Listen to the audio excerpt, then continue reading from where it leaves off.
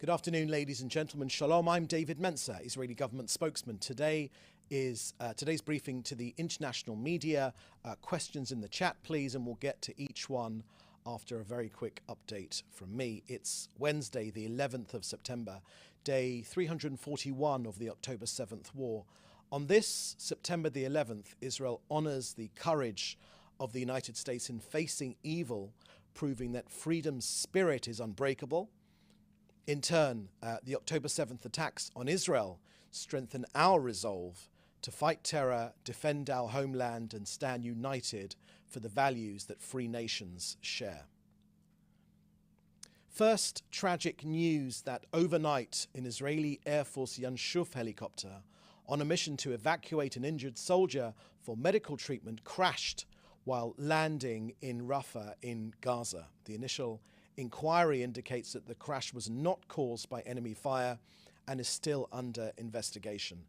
2 IDF soldiers were killed in the crash, with the devastating news shared with their families.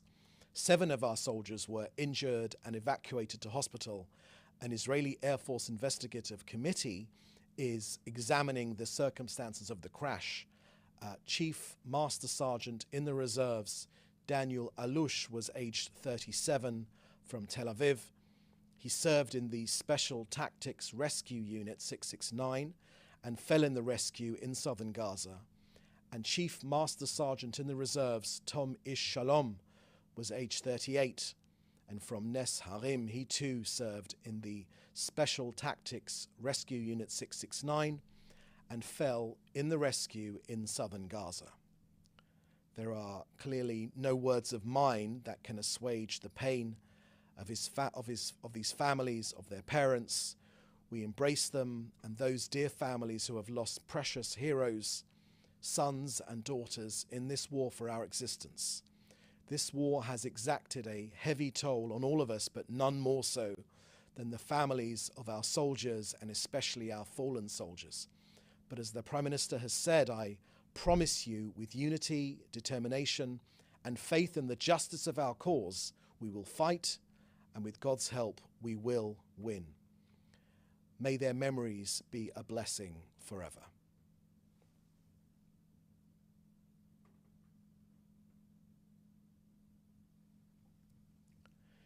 Next, the IDF last night released detailed pictures and video of tunnels where our hostages were murdered.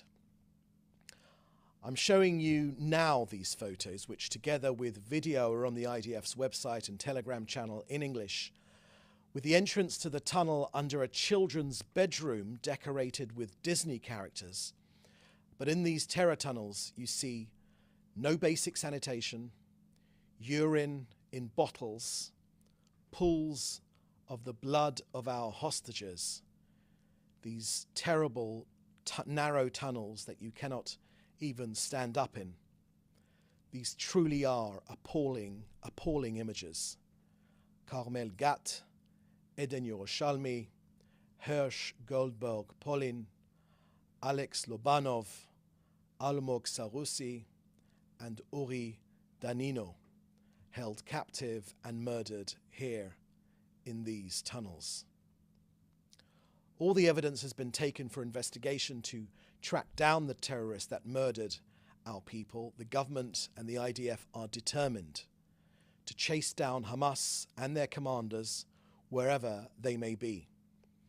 These photos evidence the evil of Hamas and the cruelty with which it treats our hostages. Now an update from COGAT and their work coordinating aid into Gaza. You know, as Israelis, we're often asked to define the word chutzpah. If I may ask you, please check out COGAT's Twitter feed today. You'll see UNRWA's head, Philip Lazzarini, bemoaning the damage to Gaza's schools.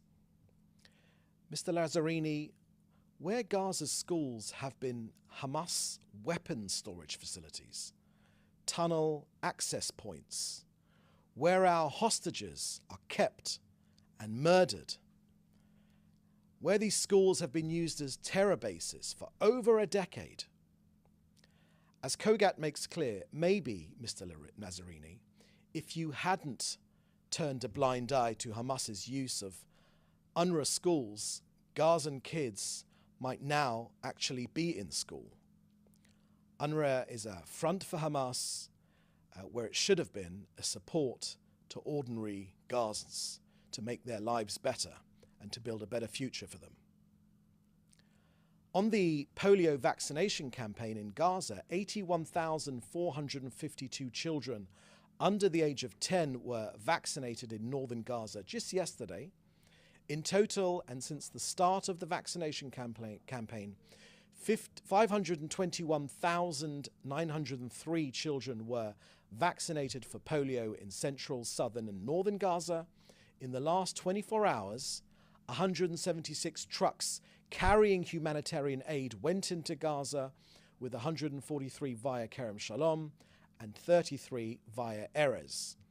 125 trucks were collected from the Gazan side of Kerem Shalom, 110 by the private sector, and only 15 by UN aid agencies. Once again, private sector putting these UN aid agencies to shame. And still, 500 trucks worth of aid just awaits collection on the Gazan side of Kerem Shalom. 480 of them by the United Nations. Perhaps UNRWA should stop tweeting and do its job. 6 tankers of cooking gas went in. 187,000 doses of the polio vaccine by UNICEF were transferred, as well as the successful rotation of humanitarian personnel completed.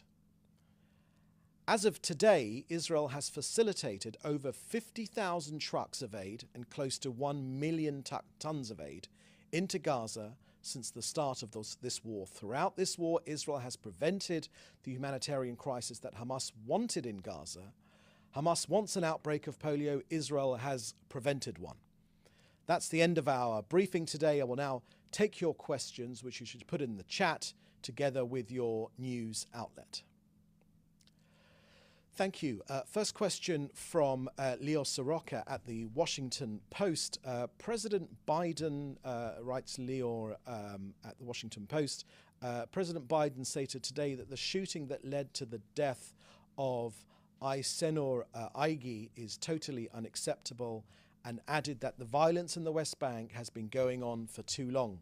This follows Secretary Blinken's call yesterday for Israel to make fundamental changes to the operations in the West Bank after the killing of the American Turkish citizen, stating that no one should be shot and killed for attending a protest. Does the Prime Minister's office have any comment or response to these recent statements regarding IDF in activity in the West Bank?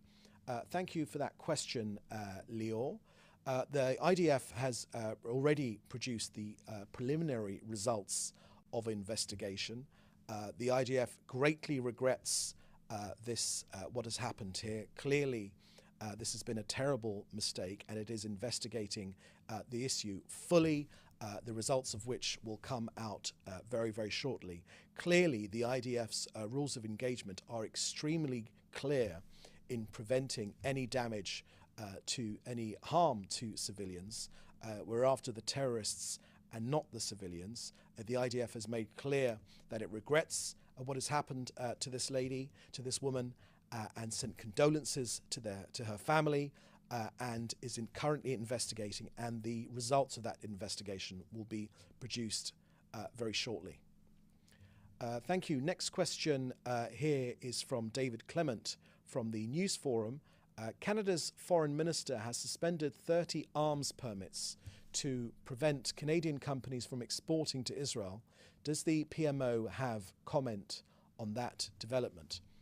Thank you for that question, David. We haven't got any. I haven't seen any comment from our office on that development. Yet. As soon as something does come out, we will share that with you. Next question from Joel Pollack. At Breitbart News, President Biden says he's outraged by the death of the Turkish-American activist. What is his reaction to the outrage? And was she in fact a peace activist as claimed by media reports? Thank you for that question, Joel. I gave an answer to that to Leo Soroka of the Washington Post. It's essentially the same question, and we've given our answer. Next question here is from David Isaac at JNS. Hamas has made $500 million of humanitarian aid, according to Israeli reports. Is Israel planning to take over distribution of Gazan aid? Can you give us some data of the government's future plans here to prevent this from helping Hamas? Thank you for that question, David. In the Prime Minister's press conference last week, he dealt with this question quite comprehensively. He said that too much of this aid, which is meant for Gazans, has been commandeered, has been hijacked as well by Hamas. He spoke very, very clearly about that, and so I suggest you go to his comments, the Prime Minister's comments at the press conference in English, but in Hebrew as well, that he gave last week, the hour-long press conference, where he dealt with this particular question and gave some of the answers you are looking for. Next question from Joel Pollack. Biden said Israel accepted responsibility for the activist's death. Did Israel actually accept responsibility, or that it happened inadvertently during clashes with Palestinian rioters? Thank you very much for that question, Joel. I would advise you to take a look at the IDF Telegram feed, where the full IDF statement has been given there, and the regret has been shown for the death of this woman, and as well as the ongoing investigation. The preliminary results of this investigation have been shared with you, and the results are on the IDF Telegram feed, where you can find the precise wording you're looking for. Okay, that is the last question I see that we have today. The next briefing will be at the same time tomorrow, 3:30 Jerusalem time. So in the meantime, please do stay safe. Thank you for joining us, and we'll see you next time. Thank you. Bye-bye.